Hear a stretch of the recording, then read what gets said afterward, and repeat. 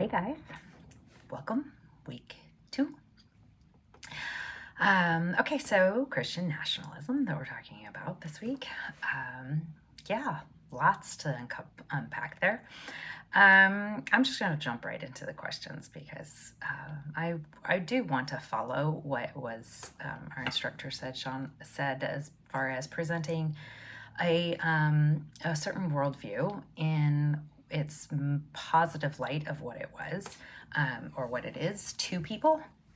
I think it's the best way to logically argue different things. And so I was trying to think of a positive point of Christian nationalism. I think it's more difficult. I think that the concept of that term has developed into something that's not very pretty and pretty very sour in the last 5 to 6 years because of obvious things in our nation. But if I go back to probably when more of my worldview as far as a nation and as far as our country is concerned, it was probably formed more when I was thinking through, more early 2000s, late 90s. And of course we had 9/11. And that really actually was a lot for me politically speaking, as far as being aware and suddenly involved.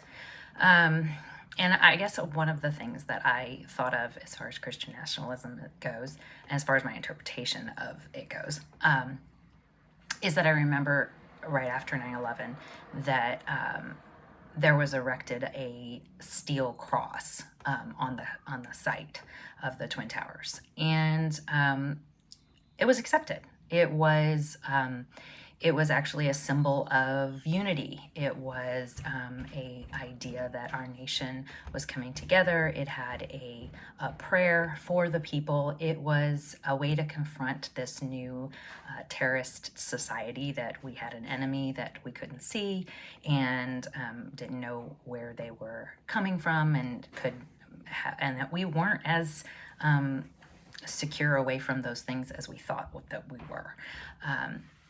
It just was a different way. We all changed, and I think that the acceptance of a cross as a symbol of our nation and God blessing it and protection and peace and unity was a very good symbol for what we needed as a nation to come together and to be able to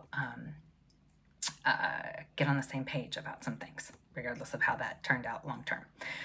So that kind of answers my first question as far as being an example. I think the second one, as far as a positive worldview about something, about Christian nationalism, is, even a lot of theologians, a lot of, even C.S. Lewis would talk about democracy as a great experiment, because you can't really have a democracy without a moral people. Otherwise, it's just the mob rule. It's just mob rule.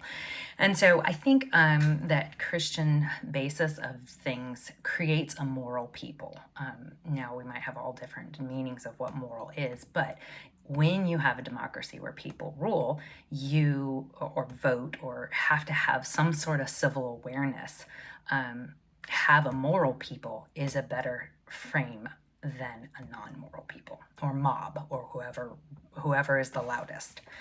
The negative, I think, in that perspective is what I have seen over the years is that it just goes too far.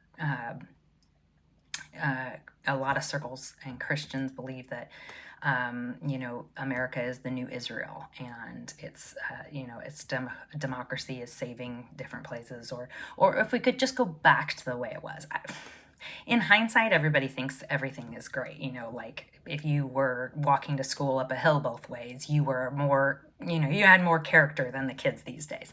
And I just don't, I don't subscribe that there was a time that was better than this time. We all have our struggles. We just, in hindsight, don't know which ones were worse or better. So anyway, those are my thoughts on this today, and love the discussion.